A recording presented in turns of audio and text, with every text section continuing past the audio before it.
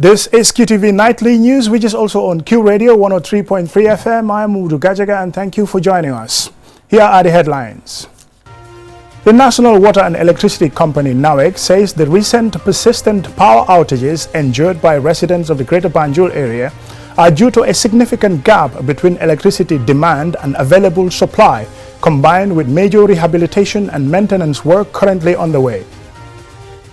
The seminar on governance for political party leadership and officials from the Higher Education Ministry is underway in Beijing, China.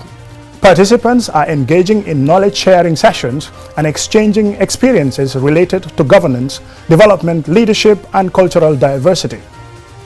The Korea Partnership for Innovation of Agriculture, COPIA, has begun harvesting dry season rice fields in the Central River region as the farming season gradually comes to an end.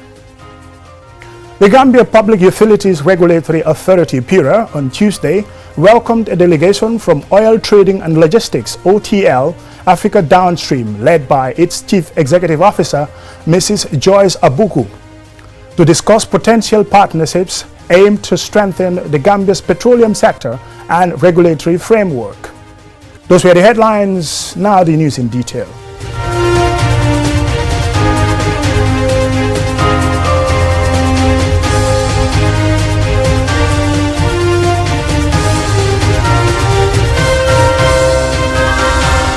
Welcome and thank you for joining us. This is QTV News. The National Water and Electricity Company, NAWEC, says the recent persistent power outages endured by residents of the Greater Banjul area are due to a significant gap between electricity demand and available supply, combined with major rehabilitation and maintenance work currently underway. Jacqueline Colley attended the latest government monthly press conference, and this is her report. What we're experiencing now is just a glitch that is not a system failure, but rather an unexpected situation that we are trying to address. That was Moldolamin Sumpo Sise, the Deputy Managing Director of NAWEC, commenting on the ongoing power shortages. Over the past 2 weeks, and in some cases for longer, households and businesses in the Greater Banjul area have expressed frustrations over prolonged and unpredictable power cuts, with some communities experiencing outages lasting several hours each day. These interruptions have impacted economic activities, disrupted businesses, and created challenges for families, especially during what has been a very hot time of the year. Moldolamin Sumpo Sise explains. We have embarked on a massive maintenance program. Machines So set machines in one. The majority of our machines are under maintenance. Some are almost completed, which is why we are given a 14-day timeline. However, some parts for the machines had to be ordered from abroad and were not shipped on time because of the war in Iran, something that is beyond our control. Officials say the current challenges are not solely related to domestic power generation. Pateso, the operations officer for electricity, highlights the challenges. Yes, the problem is well known, it's capacity. You generate, distribute to your customers.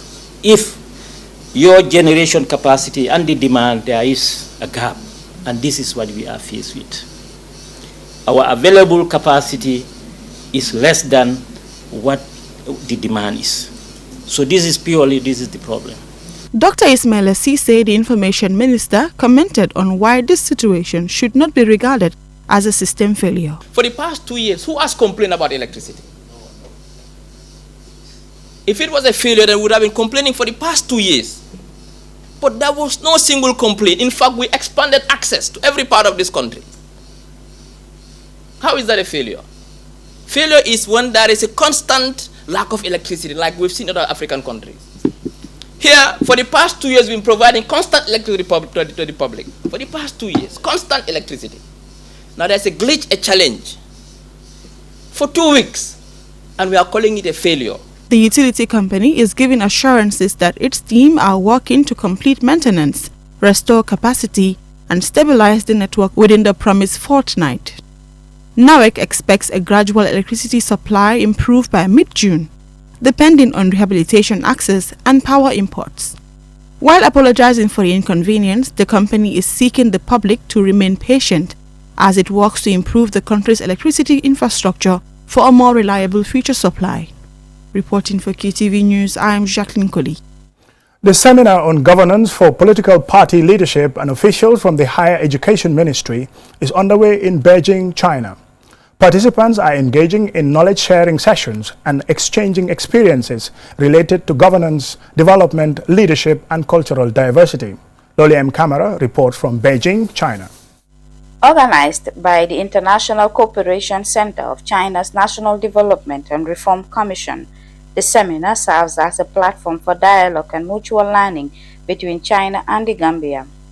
On the second and third days, participants took part in a series of insightful presentations and discussions that focused on governance system, economic development, political leadership, and international cooperation. Al-Hassan Drame delivered a presentation on the core ideology and philosophy of the Gambia's ruling party, the National People's Party, highlighting its vision, policy priorities, and commitment to national development and democratic governance.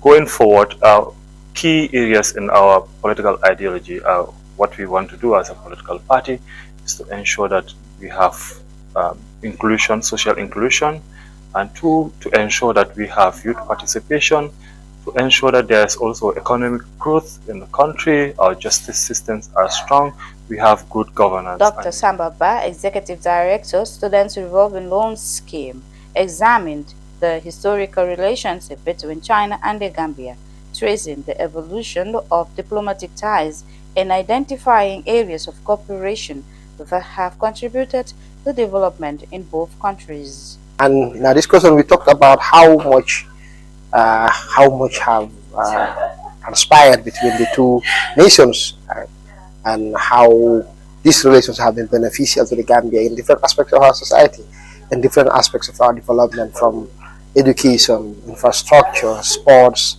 agriculture, etc., etc.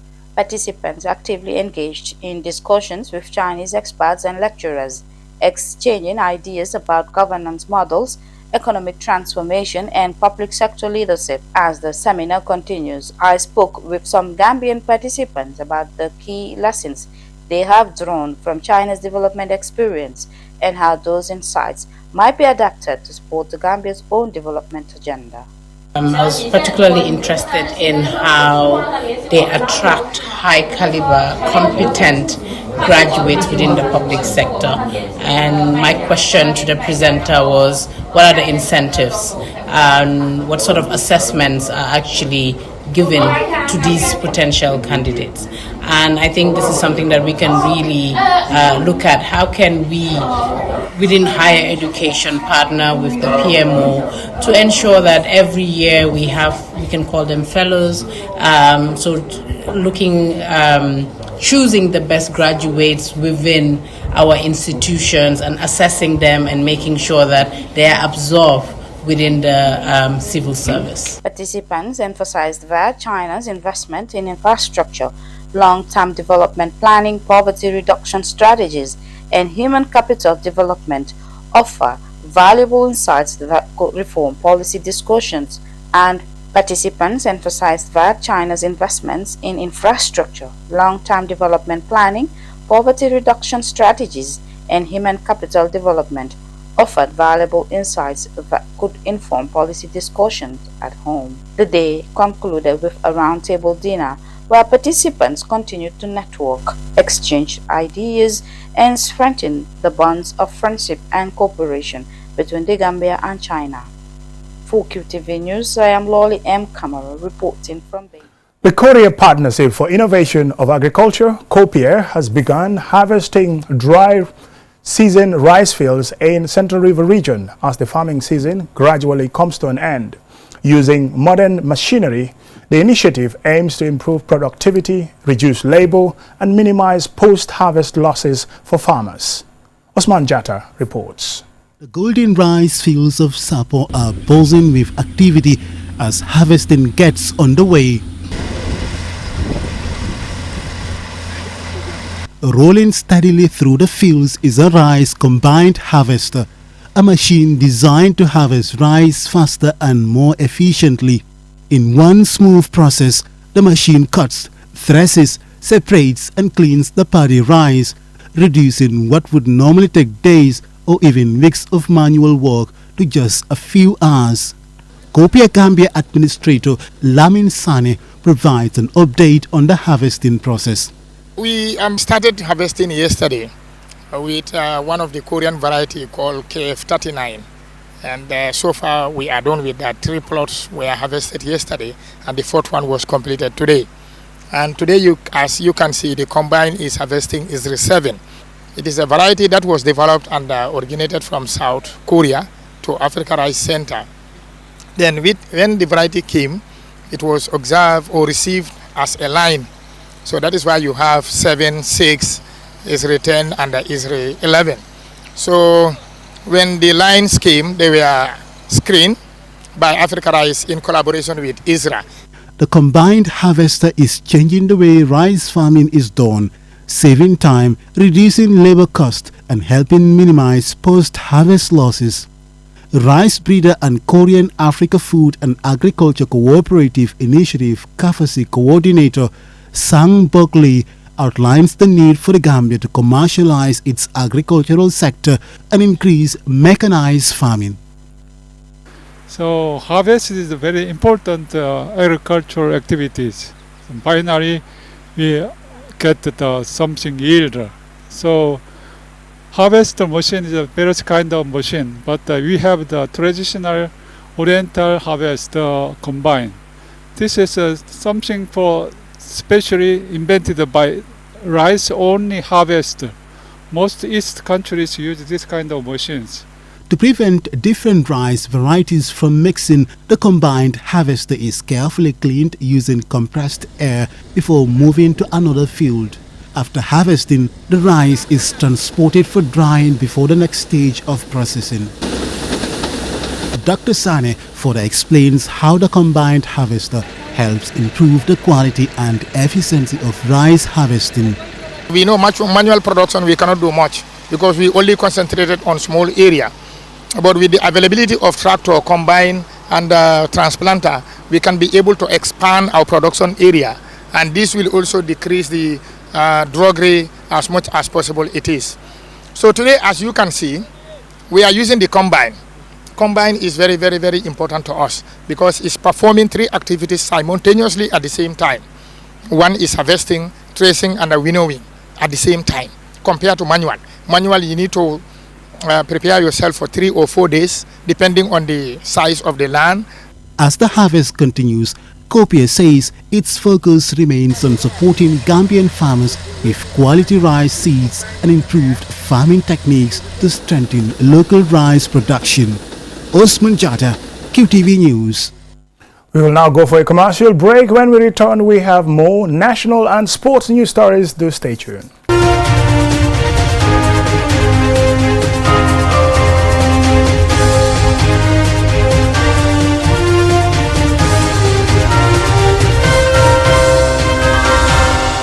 Welcome back, and this is QTV News. I am Amudu Gajaga, and here are the rest of tonight's news stories. The Gambia Public Utility and Regulatory Authority (PURA) on Tuesday welcomed a delegation from Oil Trading and Logistics (OTL) Africa Downstream, led by its Chief Executive Officer, Mrs. Joyce Akau-Bogu, to discuss potential partnerships aimed to strengthen the Gambia's petroleum sector and regulatory framework. Yafatu Gay has more on that story. The meeting focused on key areas where PURA and OTL Africa can work together to improve the Gambia's downstream petroleum sector and strengthen the country's regulatory framework. Discussions also highlighted several potential areas of collaboration aimed at promoting efficiency, sustainability and best practices within the industry. Speaking on behalf of PURA's Director General, Deputy Director General Solo Sima emphasized the importance of advancing effective regulation and fostering a more efficient petroleum sector. We are particularly pleased that this visit comes at a time when PURA continues to strengthen regulatory oversight, promote market transparency, embrace digital transformation, and deepen regional cooperation in pursuit of a more efficient and sustainable petroleum sector. Mrs. Joyce Akabogo, the Chief Executive Officer of OTL Africa Downstream, expressed appreciation for the warm reception accorded to her delegation. She highlighted OTL Africa's mission of promoting innovation, investment, knowledge exchange and sustainable growth within Africa's downstream petroleum industry. As individual countries, as individual stakeholders, there's only so much we can achieve. We do have the ECOWAS, we have the ACFTA, which is supposed to facilitate those engagements between countries and between other stakeholders. But it will not happen if we're not occupying the right spaces and we're not engaging. And there's so many other engagements going on where we should speak and our voices should be heard and we should be able to influence what should happen in the next few years. So basically, as part of the engagement, Pura's Deputy Director of Petroleum, Ismaila Jadama, delivered a comprehensive presentation on the downstream petroleum sector in the Gambia. His presentation outlined the scope of the petroleum industry, the regulatory framework governing the sector, ongoing developments, and the opportunities and challenges facing the industry. OTL Africa has been a leading platform in Africa's downstream petroleum and energy sector for more than 20 years, bringing together industry leaders, regulators, investors, and policymakers to promote collaboration, innovation, and sustainable development across the continent. The organization's vast experience and regional network are expected to provide valuable support to the Gambia's efforts to strengthen its petroleum industry and regulatory landscape. Reporting for QTV News, this is Yafatu Gay. As the rainy season draws closer, certified rice seed growers in Jahali have begun harvesting dried seasoned rice fields planted with seedlings provided through the Korea Partnership for Innovation of Agriculture (KOPIA). But despite signs of a promising harvest, farmers say the shortage of harvesting machinery continues to slow operations in one of the country's key rice-growing regions. Usman Jatta reports. Across the vast rice fields of Jahali in the Central River region south, farmers are racing against time to harvest the Sahel 134 rice variety, a high-yield seed supported by KOPIA. At the center of the operation is a cross-combined quota, helping farmers complete in hours what would normally take days by hand. For farmers like Haji Marega, this year's harvest has brought renewed hope. Standing beside sacks of freshly harvested rice, he says the results have exceeded expectations. I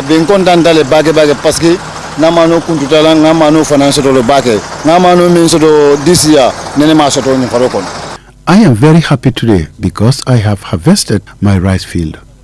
I have never harvested this quantity of rice from this farm before. The harvester has helped us greatly and made work much easier. I wish we had more of these machines. Once harvested, the rice is dispensed directly from the machine into waiting bags before being prepared for drying and storage. Yet beneath the excitement lies a major challenge. Farmers say only one harvester currently serves Jahali and surrounding villages, forcing many growers to wait long periods for access. Mechanical breakdowns, they say, make matters even harder. Rice grower Tiga Imani from Medina Mfanli says more machinery is urgently needed in one of the country's biggest rice producing belts. Comme machine killing so ni machine killing ni rusule bulo di nyola kabri ni rusule bulo di nyola nga percentage la job. We only have one harvester and everyone depends on it. From Jahali to Pacha, this area produces a lot of rice, but we do not have enough machines. Kabo Jahali katafo Pachari ni area be Jahali Pachari na area be machine killing farmers ole soto. If more harvesters and tractors are provided, farming would become easier and production would increase. Sang Berkeley is a breeder working with the Korean Africa Food and Agriculture Cooperation. Gambia has some problem for self-sufficiency and mechanization of the rices. So one of the specialists talking about for increasing self-sufficiency for rices in Gambia, it needs some commercialization of the rice industry. Okay, so rice is not just for eating by farmers. It's make goods for the farmers, for the peoples. So they have to sharing the rice.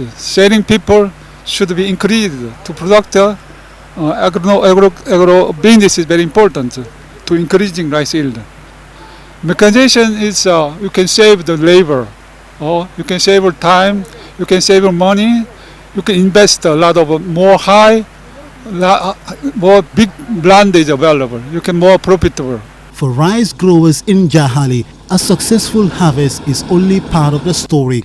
Many believe greater investment in farm machinery could unlock even higher production and help secure the future of rice farming in the region. Osman Jata, QTV News. Before we end the news, here is a recap of our main news headlines. The National Water and Electricity Company, NAWEC, says the recent persistent power outages endured by residents of the Greater Banjul area are due to a significant gap between electricity demand and available supply, combined with major rehabilitation and maintenance work currently underway. The seminar on governance for political party leadership and officials from the Higher Education Ministry is underway in Beijing, China. Participants are engaging in knowledge-sharing sessions and exchanging experiences related to governance, development, leadership, and cultural diversity. The Korea Partnership for Innovation of Agriculture, KOPIA, has begun harvesting dry season rice fields in the Central River region as the farming season gradually comes to an end. The Gambia Public Utility and Regulatory Authority on Tuesday welcomed a delegation from Oil Trading and Logistics OTL Africa Downstream, led by its Chief Executive Officer, Mrs. Joyce Akabogu, to discuss potential partnerships aimed to strengthen the Gambia's petroleum sector and regulatory framework. That's all we have time for in tonight's news edition. Thank you very much for watching. Join us tomorrow for more news and have a pleasant night. Bye.